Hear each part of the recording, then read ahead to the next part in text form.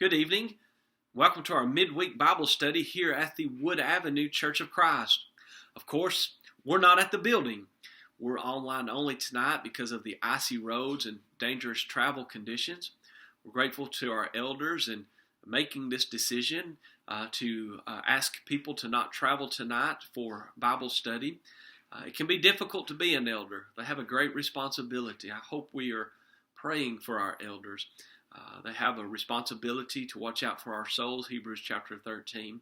But they also must make difficult decisions like this from time to time when the conditions are not favorable, and ask what is the best to do. They talked about it. They prayed about it. And they made a decision about a day ago to not have services at the building tonight. They did not want to put anyone in harm's way of traveling for Bible study. But we're grateful for the opportunity through Facebook and YouTube and the means that we have to continue to have our Wednesday night study with you and have it on this online service. If you're not a member at Wood Avenue, we thank you for joining us, and we would invite you to join us any opportunity that you might have. All of our services are always online, but if you're in the Florence, Alabama area or ever passing through, we would love for you to stop and visit with us for our services at the Wood Avenue Church of Christ. We've been snowed in, really iced in for a few days now, and there's perhaps more to come, and the weather will not get above freezing anytime soon, so could be in for a couple of more days, but we're continuing to pray for your safety. We pray that you'll make wise decisions, traveling only if you necessarily have to, and certainly doing all things to err on the side of safety. If you need anything, please reach out to us and let us know. Our Bible study today has to do with that of making proper preparations. The virtuous woman from Proverbs chapter 31, she did so many, many times. In particular, Proverbs chapter 31 and verse 21, she is not afraid of snow for her household, for all her household is clothed with scarlet. Here's a lady that she was virtuous, but oftentimes the description of her and what made her such a virtuous woman was that of preparing for the next day or the next month or the next year. It's wise when we prepare. We'll never go to heaven if we don't prepare to go to heaven by living faithful and preparing to live faithful every day. The Bible places much emphasis of not getting caught off guard. In this ice storm, perhaps some were, but most people prepared or had prepared for it. We know and we're grateful for those who study the field of weather and gave us some warning to let us know that there was a chance of the temperature and the snow and the ice coming, and so many people were able to prepare. One thing we know is in this life, things are constantly changing, are they not? It was a week ago today that I was running around my neighborhood in a pair of shorts, and now there's the ground is covered in ice, and temperatures, of course, below freezing. So things are constantly changing. But what does not change, and always the same, what is the constant for us to follow is God and His Word. Our study will come from the book of Matthew chapter 25, beginning in verse 1. If you'd like to go ahead and open your copy of the Bible to Matthew chapter 25 and verse 1, I will read the first 13 verses in just a moment.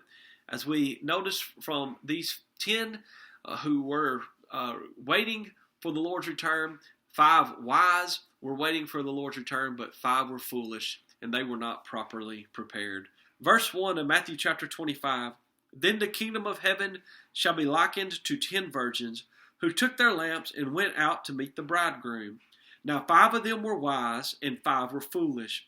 Those who were foolish took their lamps and took no oil with them, but the wise took oil in their vessels with their lamps. But while the bridegroom was delayed, they all slumbered and slept. And at midnight a cry was heard, Behold, the bridegroom is coming, go out to meet him. Then all those virgins arose and trimmed their lamps. And the foolish said to the wise, Give us some of your oil, for our lamps are going out.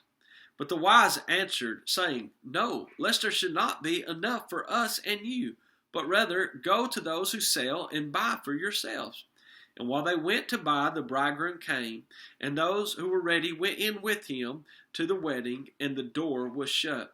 Afterward, the other virgins came also, saying, Lord, Lord, open to us. But he answered and said, Assuredly I say to you, I do not know you. Watch therefore, for you know neither the day nor the hour in which the Son of Man is coming. As I said a moment ago, we had some warning about this ice storm that we are currently experiencing. We've had warnings about a second round on its way. So, again, these people who study this, they do what they can with the knowledge that they have and the technology that they have to try to predict, to try to give us the greatest prediction of the weather and what it will be like. They don't always get it right, but many times they do, and at least sometimes it gives us at least an idea of what to expect so we can prepare. And you prepare for times like this. You prepared for times like this, of course, many months and many years ago, not necessarily keeping this week in mind that an ice storm was going to hit, but when you build or purchase your house and you say, well, I need it to protect me from the elements and the snow and the rain and the heat and the proper insulation and all that you need. This is the same with your clothing. And you have your summertime clothing for when it's hot. You have your wintertime clothing for when it's cold. So you make preparations sometimes without even really thinking about it. We make preparations every day, preparations to go to heaven. One difference here in that of the weather is we know the Lord's going to return, but we do not know when it will happen. In verse 13, watch therefore, for you know neither the day nor the hour in which the Son of Man is coming. Now, many people will try to tell you that they can know when the Lord is returning, but later in this chapter, and especially back in chapter 24 of the book of Matthew, we see that it's not possible to even make a guess at when the Lord's return will be. We just know that it is going to happen. And that's why we must make proper preparations every day in preparing for the Lord's return. The parable given in Matthew chapter 25 deals with 10 virgins, as the text begins in verse 1. They were all looking for the Lord's return, but 5 were wise in how they were looking for the Lord's return. They were continuing to prepare.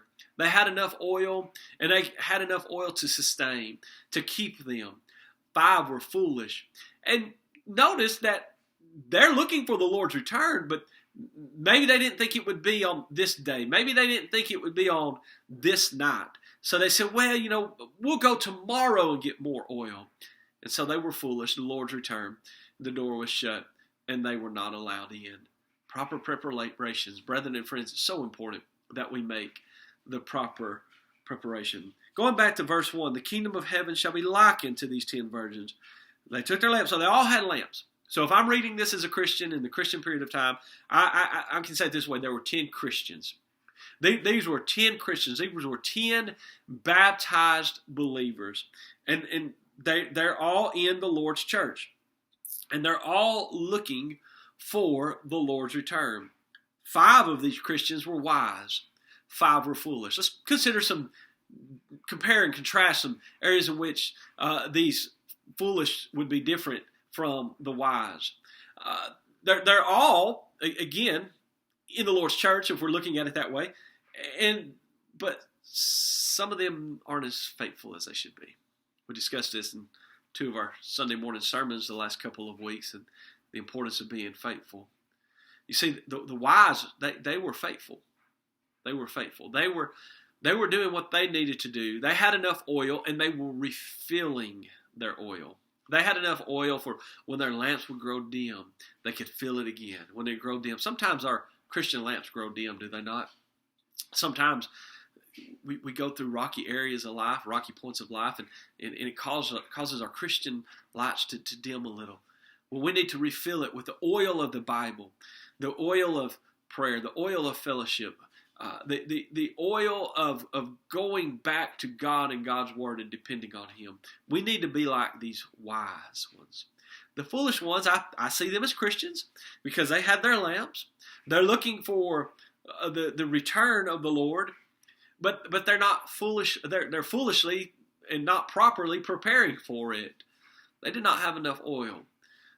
they could easily be carried away, I do believe. They could easily not follow what is right. They could easily be persuaded to do something that is wrong. They could easily miss services, say, well, there's no need to go today. Or they could easily not study the Bible. This stuff is not interesting to them. It's not important to them. They were not making the proper preparations. So the Lord does return. Of course, we know that it'll be in a moment, in the twinkling of an eye. 1 Corinthians chapter 15, beginning in verse 50.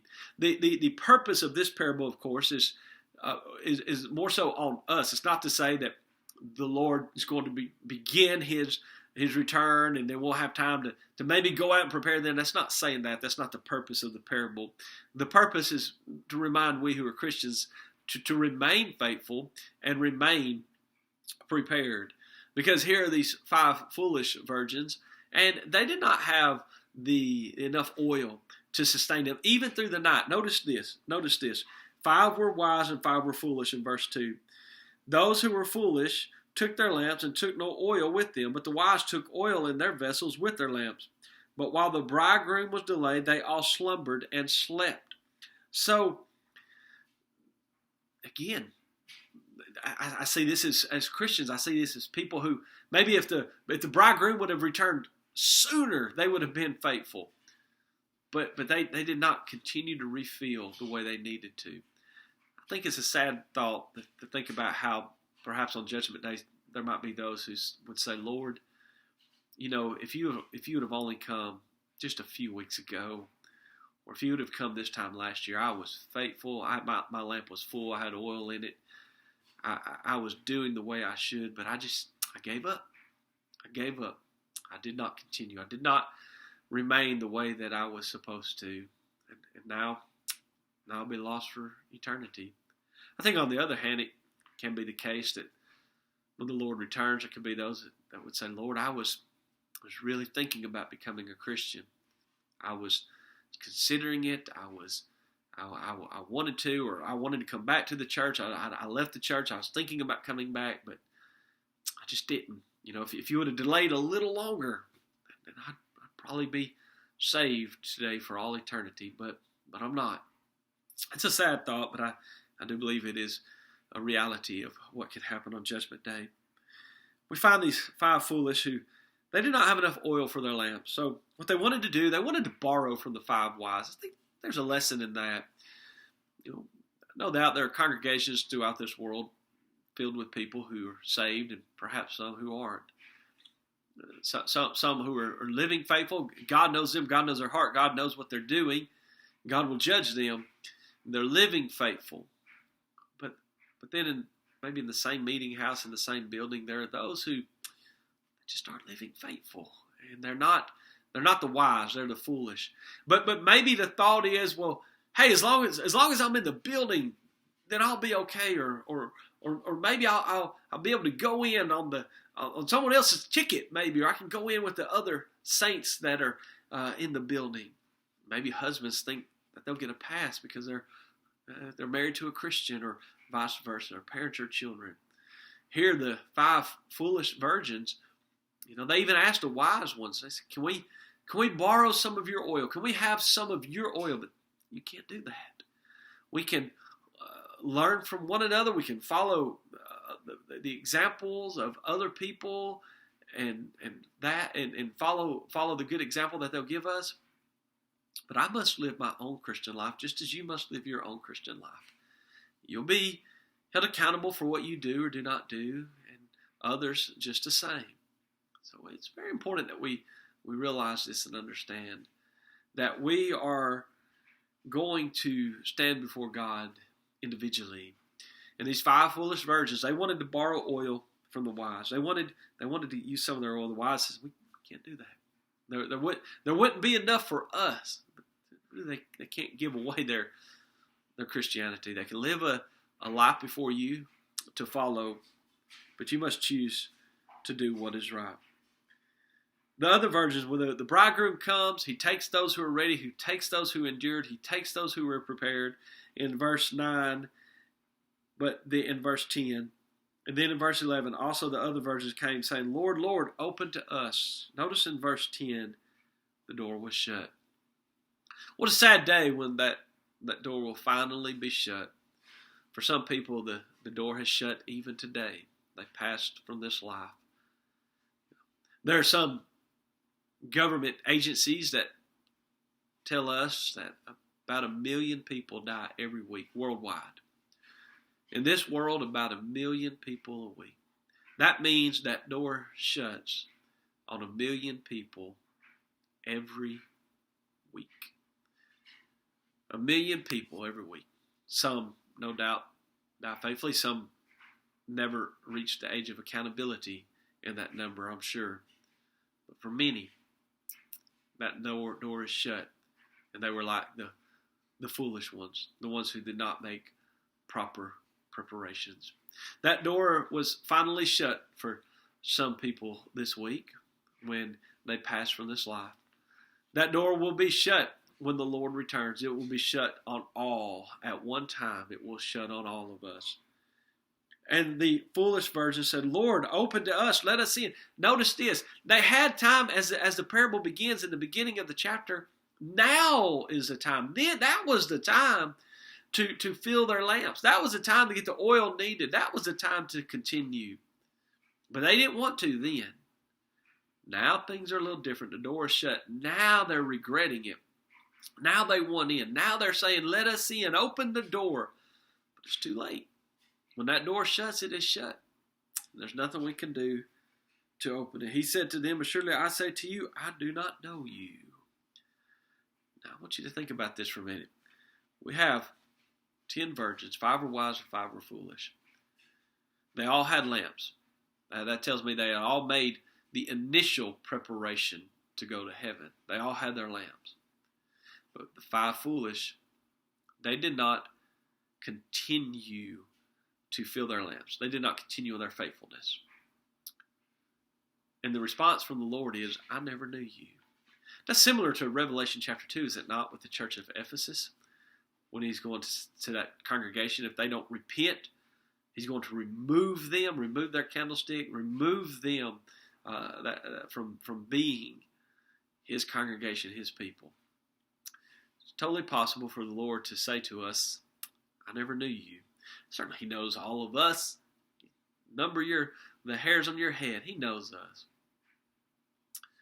But he doesn't know us in the sense that we're his children. If we're not his children, or if we're not faithful, if we're like the foolish. Here, the 5 foolish had to hear these words, I never knew you. And then Jesus would come back around and say, watch therefore, for you know neither the day nor the hour in which the Son of Man is coming. It could be any day. It could be any night. Any number of reasons could cause that door to shut for me, and maybe not others, but certainly the Lord's return is going to shut the door on all of us. How very important is it to make proper preparations? It's more important than all the preparations that we can make in this life. And we need to make sure that we're making the preparations that would continue to keep us throughout the length of a lifetime. I cannot do all that I need to do today to sustain my Christianity for the rest of life. I can't do it. But I can do what I can do today, what is needed today, and then tomorrow I can do a little more. And the next day I can do a little more. And that is what the Christian life is like. I cannot eat all the food that I need today to sustain the rest of life and never eat again, or drink all the water that I'll forever need. I add a little to it every day, and I burn it off every day. We add to our Christian life every day. We use it. We use it every day. We continue to add to it. Making the proper preparations. If this winter weather can teach us anything, hopefully it can teach us that. To be prepared, to continue to prepare. More importantly than the weather that we're dealing with, the eternal life that we can have with God, if we'll make the proper preparations. If we'll be like the 5 wise virgins. Take enough oil, continue to add the oil, continue to be faithful. And one day, when that bridegroom returns, we can go home with him. Thank you for joining us and for studying with us on this Bible program and this time together the Wood Avenue Church of Christ. Again, we are praying for your safety through these days. Hopefully we can be back together on the next Lord's Day. And we would encourage you to study your Bible daily, to pray daily. Any time that you have a Bible question concerning something that we've said on one of our programs, please reach out to us. We'd love to study the Bible with you. Until then, we hope that you'll have a great day. And we, again, would remember to pray for you and pray for others throughout this time.